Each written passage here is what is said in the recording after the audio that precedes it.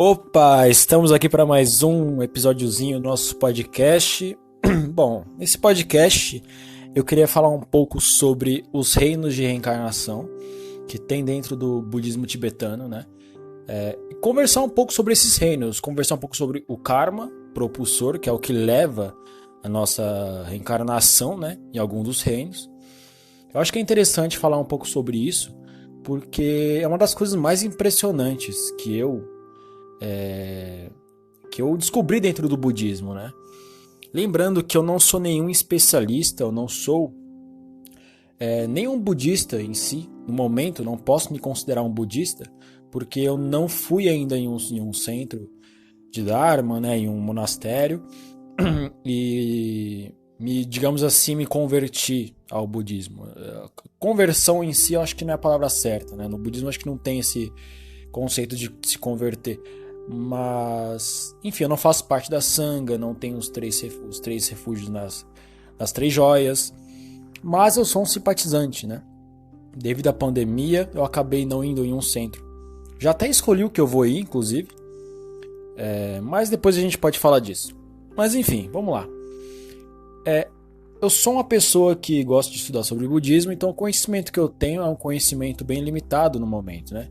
Então tudo que eu falar nesse podcast é simplesmente a minha visão de agora, é o conhecimento que eu tenho de agora, né? Então pode ser que no futuro, que é o que vai acontecer, né? Eu vou estar com mais conhecimento sobre o assunto, então vou poder gravar algo, né? Gravar um podcast falando sobre reencarnação, falando sobre os 6 reinos de reencarnação, de uma maneira mais complexa, né? De uma maneira com mais sabedoria, né? Para estar abordando o tema. Outra coisa que eu queria dizer, antes de tudo, é que infelizmente, eu não sei o que acontece, mas o áudio ele acaba dando uns cortes do nada, assim. Eu tô gravando aqui normalmente, quando eu vou reproduzir o áudio do podcast depois, né, de eu terminar a gravação, eu vejo que alguns trechos do áudio ao longo do podcast ocorrem uns cortezinhos de 2 segundos, assim. Eu não sei porque isso acontece, é coisa do meu celular, porque eu gravo no celular, sabe? Então, sei lá, meu celular é meio bugado. E isso eu percebo que isso acontece quando eu vou mandar áudio no WhatsApp, às vezes cortam o meu áudio sem eu saber por quê.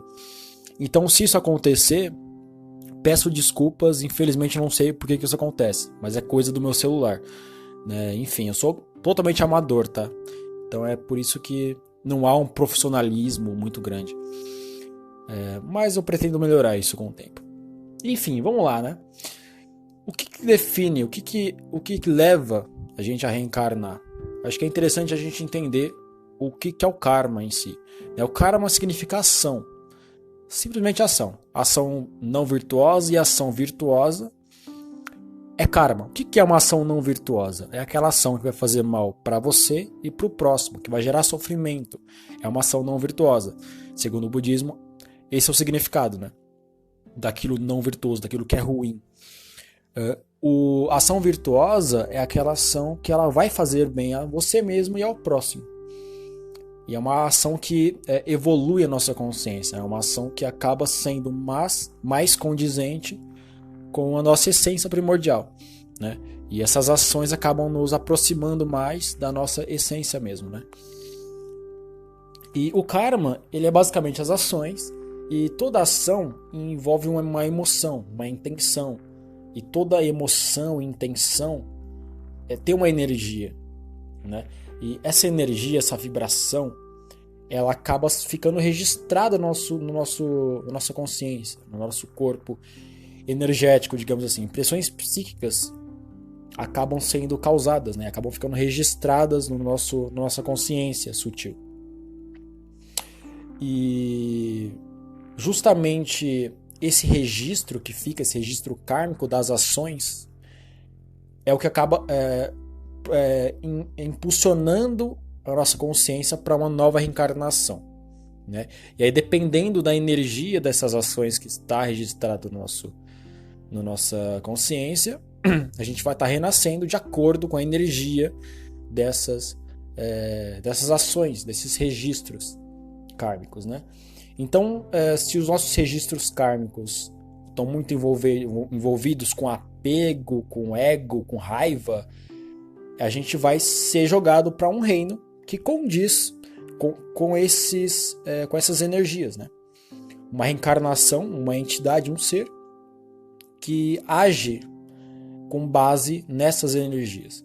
Mas antes de entrar nisso, é interessante entender um pouco mais da lógica, né?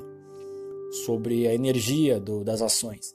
Tem um experimento científico que foi realizado em laboratório, né? Os cientistas pegaram uma planta, colocaram ali num lugarzinho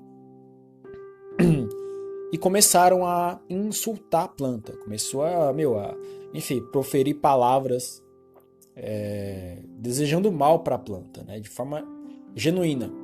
E eles perceberam, através de diversos testes, que sempre que eles insultavam a planta começava a morrer. Ela começava a reagir negativamente àquilo. E quando eles começavam a elogiar a planta, desejar o bem para a planta ela crescia com mais saúde. Ela tinha um progresso, ela se sentia melhor com aquelas palavras, com aquelas intenções sendo jogadas para cima dela. E eles fizeram esse teste até com pensamento, não era só com palavras sendo proferidas mesmo. Através de pensamento eles fizeram um teste empírico e eles viram que realmente a nossa intenção, nosso pensamento negativo sendo jogado para algum ser, afeta esse ser realmente, fisicamente, emocionalmente, tudo, né? A planta, claro, ela tem uma consciência muito inferior a um ser vivo como um ser humano, mas isso comprova que realmente a nossa intenção, que é jogada para cima de um ser, sendo um ser humano, sendo uma planta, sendo um animal qualquer, isso afeta esse ser, né? E então eles comprovaram que pensamento é energia, né? Pensamento, intenções geram uma vibração, geram uma energia, e essa energia ela afeta esse algo que você acabou afetando em si, né? Que você acabou projetando essa energia. Então essa é a lógica do karma, né? Esses registros, essas ações precisam de emoções para acontecer, de uma intenção, e emoções e intenções que geram a ação possuem suas energias, e essas energias ficam registradas no nossa consciência sutil. E o que vai para a próxima vida? A consciência sutil. Então, de novo, voltando nos reinos de reencarnação, né? Se a nossa consciência ela está totalmente obscurecida, suja de apego, por exemplo, de vícios, o reino de reencarnação que nós vamos vai ser o reino dos pretás. E aí entra um dos reinos dos 3 reinos inferiores. Então os 3 reinos inferiores são o reino dos animais, o reino dos pretás, que é o que eu citei, e o reino dos narakas. Não sei se a pronúncia é essa mesmo, se é pretás, se é pretas, se é narakas, naracas, mas enfim, esses são os 3 reinos inferiores. Então se você age muito por instinto, se você é uma pessoa que age muito ali pelos seus instintos mais primitivos que nós temos, né? O ser humano tem aquele lado mais primitivo dele, mais instintivo. Se nós temos isso como base na nossa vida, né? Se a gente acaba agindo só por instinto ou priorizando as ações instintivas, compulsivas, impulsivas, nós somos levados a reencarnar no reino dos animais, né? Então a nossa consciência ela condiz mais com esse reino. Então nós vamos reencarnar naturalmente nesse reino. É o que vai ser, vai ser jogado, a nossa consciência vai ser jogada por esse reino, porque ela vai se atrair pela energia, ela vai ser condizente justamente com os animais desse reino, com as criaturas, com os seres desse reino. É com que ela vai se identificar, basicamente. Se nós somos totalmente movidos pelo apego, seja matéria, seja um sentimento, seja uma pessoa, então aquela pessoa que ela está com a consciência viciada em algo, pode ser uma droga, por exemplo, também. O reino que condiz com isso, com apego, é o reino dos pretás, né? São os espíritos famintos. Então são seres que nunca se saciam. Eles estão sempre buscando aquilo que alimenta eles, aquilo que eles eram apegados em vida, né? Nós temos um grande exemplo de uma pessoa que fala muito desses seres no YouTube, né, na internet em si. O Spook Houses, né, o Rodrigo, ele é um cara que fala muito desses seres, desse reino. Os obsessores são seres que realmente mais interferem na nossa vida, no dia a dia. Eles estão por aí o tempo inteiro. Na casa de todo mundo tem, inclusive, esses seres, porque vamos parar pra pensar um pouco, né? Nesse mundo moderno, a maioria das pessoas, cara, são apegadas a algo. Então, quando elas morrem, elas infelizmente reencarnam nesse reino dos Pretas e viram seres que sugam a energia dos outros, sugam aquilo que condiz com o que eles buscavam muito na vida deles como humano, né? Então, se uma pessoa ela é viciada em cigarro, por exemplo, infelizmente, a energia do vício que ela tem no cigarro vai atrair os seres que tinham o mesmo vício e que estão reencarnados no reino dos Pretas. Então, esses Pretas vão atrás dessas pessoas, né? Esses obsessores vão atrás dessas pessoas e podem se conectar a elas. Isso pode intensificar o que já ocorre nessa pessoa, né? Se essa pessoa tem uma tendência à raiva, por exemplo, a ser raivosa, esses seres que vibram essa raiva também podem acabar intensificando a raiva desse ser humano, né? Então existem centenas de tipos de entidades desse reino, cada uma apegada em algum tipo de coisa diferente. Lembrando, pode ser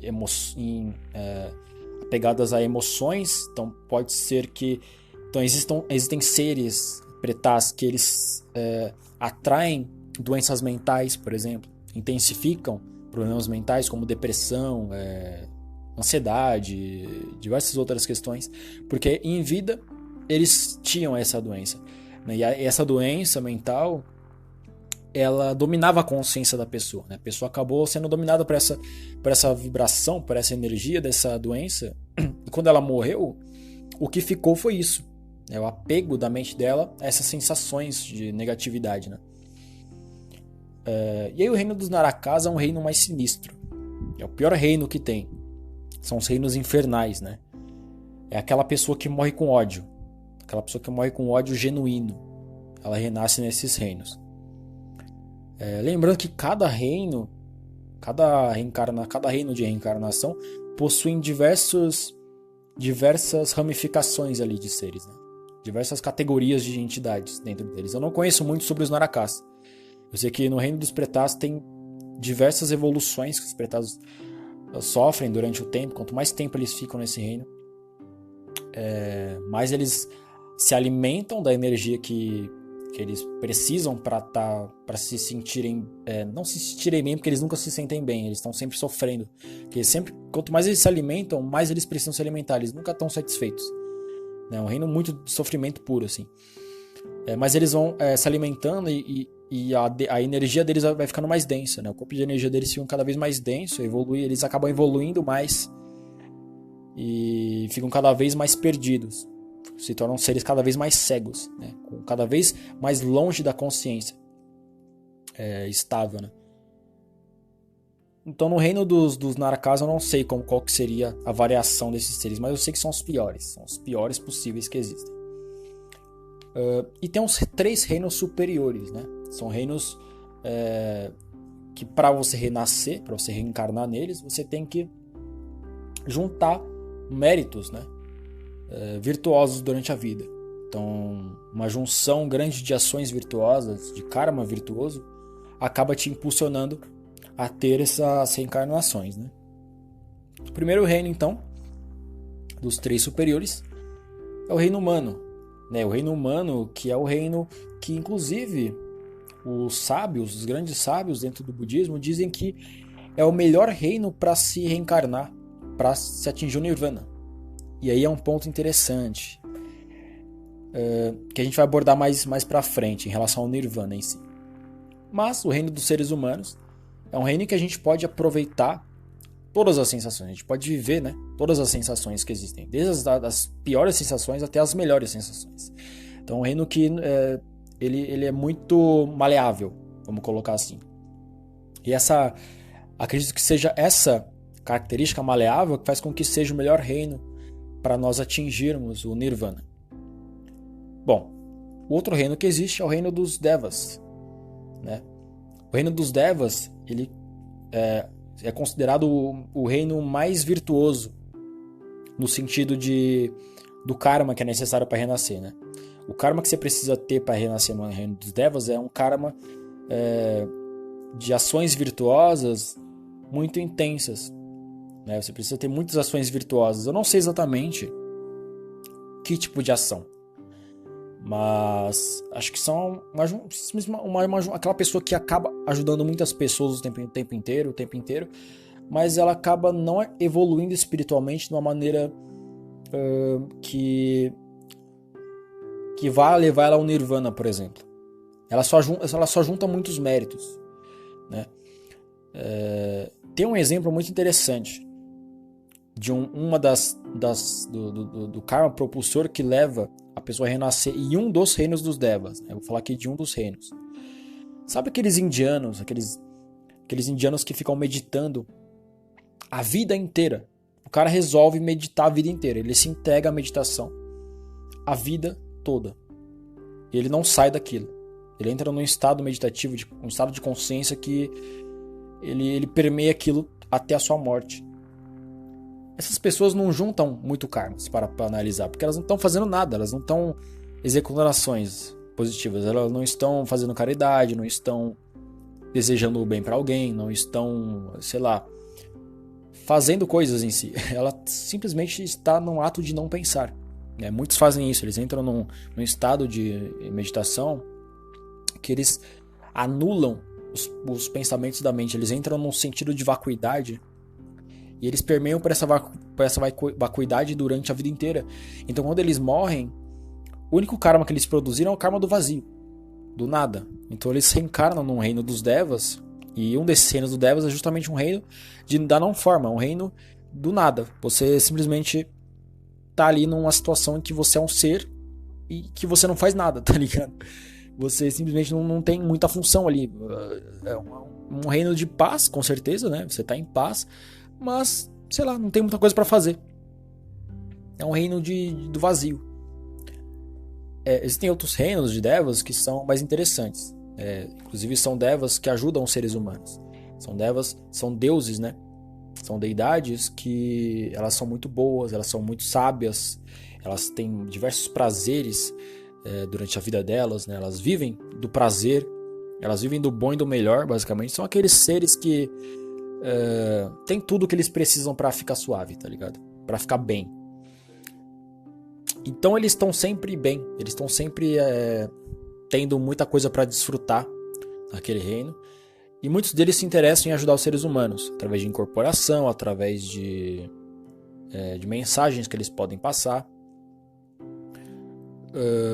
E aí a gente pode até fazer uma referência à Umbanda, né? Pode ser que os deuses da Umbanda sejam Devas, a gente não sabe. Pode ser que deuses da Wicca sejam Devas. Eu acredito que faz sentido ser. Eu vejo assim hoje, olhando com a minha visão de hoje, com o conhecimento que eu tenho hoje, eu diria que esses seres, esses deuses que a gente encontra em várias religiões, são Devas, né? E os Devas têm uma vida muito longa, eles podem viver durante milhões de anos. Mas um dia, o karma deles se esgota, né? O que levou eles a esse reino se esgota, os méritos se esgotam, e eles voltam a reencarnar como qualquer outro ser. Eles podem voltar a ser um ser humano, por exemplo. Por isso que não é o melhor, não é a melhor intenção que uma pessoa deve ter ao entrar, ao começar a praticar a espiritualidade, né? Começar a entrar no budismo, por exemplo.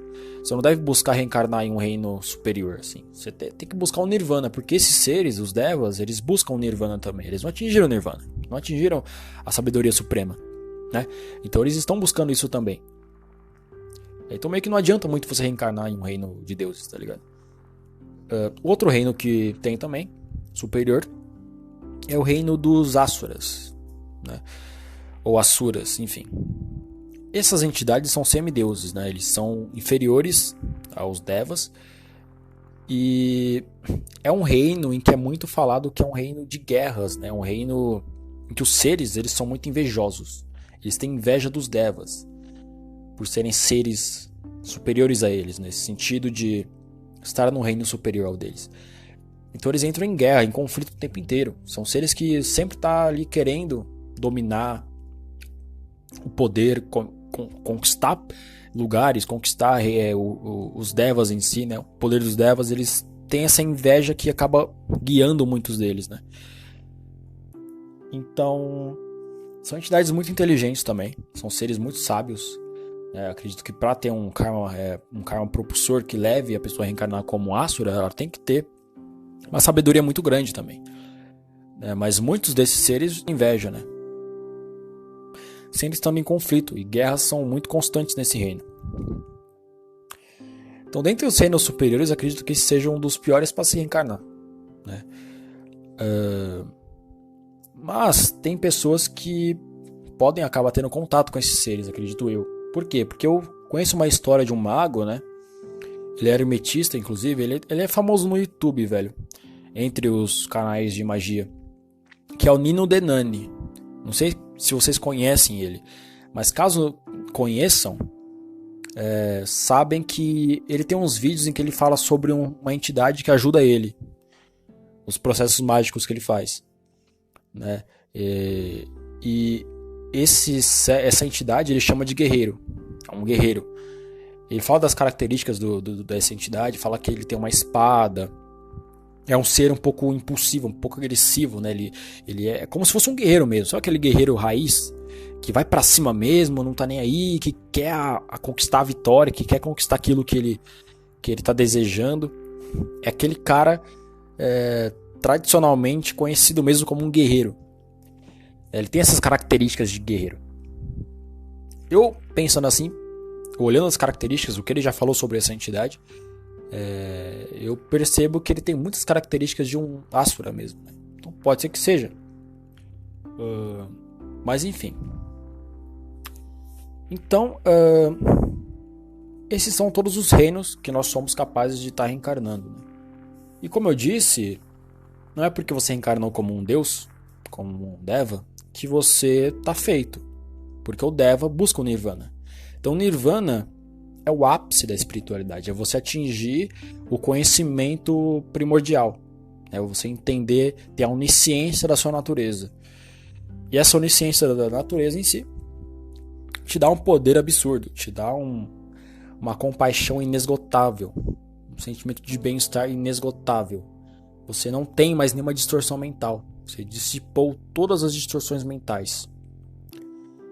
Você se tornou uma pessoa sã. Um sábio completo. É o que o Buda atingiu, né? É o que diversos Budas atingiram em si. Então é o estado búdico. Quando você atinge e você vira um Buda em si. E, bom, uma coisa que eu queria comentar, é muito interessante, é a história do Saint Germain, né? Que é um cara que é muito conhecido no mundo espiritual. Aí quem estuda magia, quem estuda esse universo, conhece o Saint Germain, né? O Conde de Saint Germain. Que é um cara que viveu, se eu não me engano foi no século XIX. Acho que foi no século XIX que ele viveu mesmo. E muita gente estima que ele viveu inclusive uns 300 anos. Mas isso aí é outra história. Isso aí eu não quero nem entrar em detalhes porque eu não sei nem se eu posso acreditar nisso. Não sei nem se eu consigo acreditar nisso, né? Já é algo que eu tenho que analisar melhor, essa história aí. Mas o fator principal dessa história é que ele era uma pessoa muito sábia. Ele realmente existiu, isso é fato, porque existem diversos relatos, diversas escrituras em diários de pessoas que não se conheciam, inclusive, em lugares diferentes ali da Europa, que falaram do Saint Germain, né? Que citavam o nome dele, falavam um pouco sobre ele, falavam sobre coisas que ele havia falado, que ele havia feito, ações dele.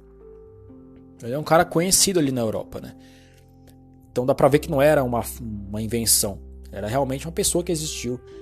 E diziam que ele era muito sábio. Diziam que ele tinha uma habilidade com música. Ele era um grande músico, clássico, né? Ele tocava bastante, acho que era violino, não tenho certeza, tá? Posso estar me enganando aqui. Mas ele tocava muito bem violino, ele tocava muito bem algum instrumento.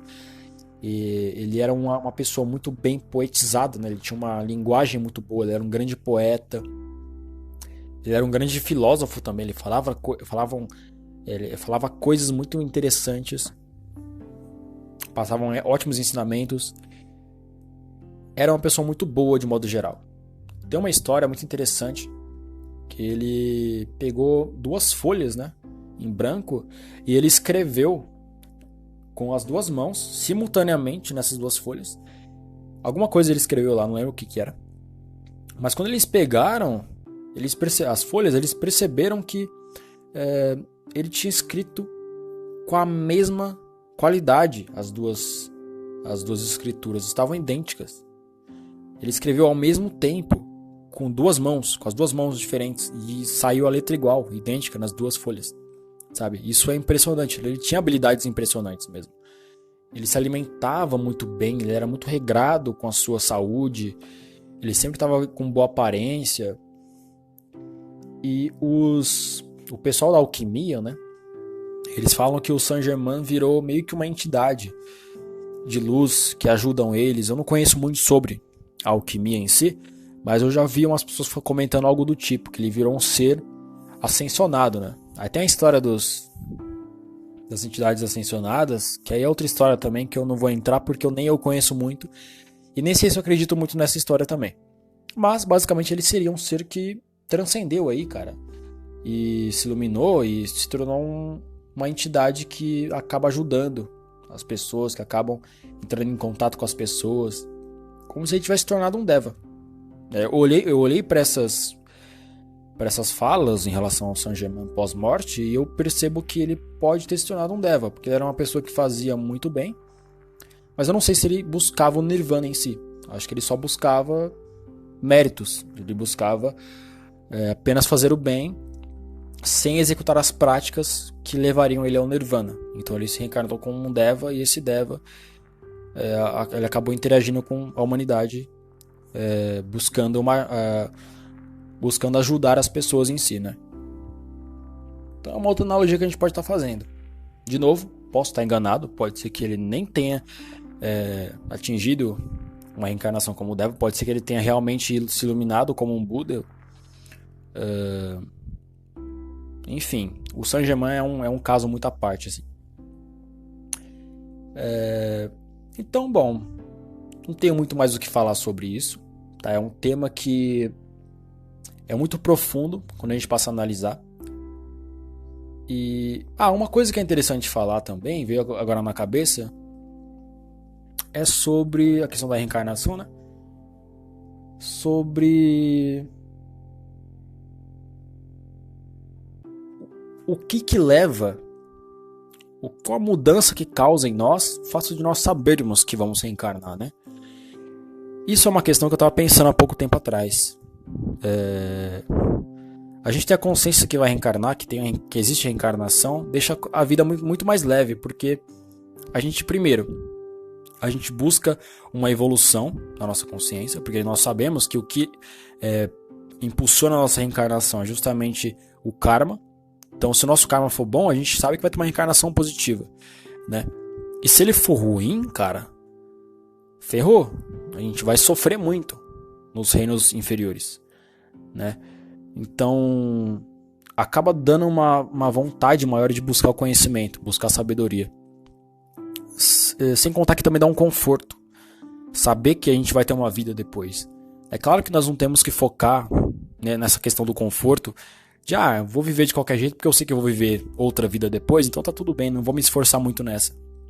Isso é uma grande ilusão, porque, de novo, se você não se esforça muito nessa para adquirir conhecimento, pode ser que você caia em uma ilusão, porque a pessoa que não tem conhecimento, ela é mais fácil de ser iludida, e você pode reencarnar num reino inferior depois, né? Isso vai regredir totalmente o seu caminho espiritual, né? Porque aquela coisa que muitos monges falam, você tem que justamente juntar méritos, juntar um karma positivo, para que você tenha uma capacidade maior ainda na vida futura de evoluir sua consciência, né? De se tornar uma pessoa mais sábia, para que um dia você atinja a iluminação em si, né? Para que um dia você atinja o Nirvana, cara, que é o ápice, né? Que é o que todo mundo busca dentro do budismo. E, cara, quando você atingir o Nirvana, você vai poder reencarnar por compaixão, né, e ajudar as pessoas. Então é maravilhoso, a gente precisa ter isso como objetivo. Então não é porque você sabe que vai ter outra vida depois, que você vai relaxar nessa aqui. Na real é mais um motivo para você buscar conhecimento, né? E é aquela coisa que eu faço, né, mano? E que eu acho que todo mundo tem que fazer. É buscar várias fontes de conhecimento. Não ficar preso a uma fonte só. Por mais que você esteja dentro do budismo, porque eu vejo o budismo realmente como uma fonte de sabedoria absurda, né? Eu acho que dentro do budismo a gente tem tudo que a gente precisa saber para atingir um estado de consciência pleno. Mas é interessante também olhar para outros pontos de vista, né? Estudar outras religiões, estudar outras filosofias, justamente para ampliar a sua sabedoria em si, né? Isso é de extrema importância.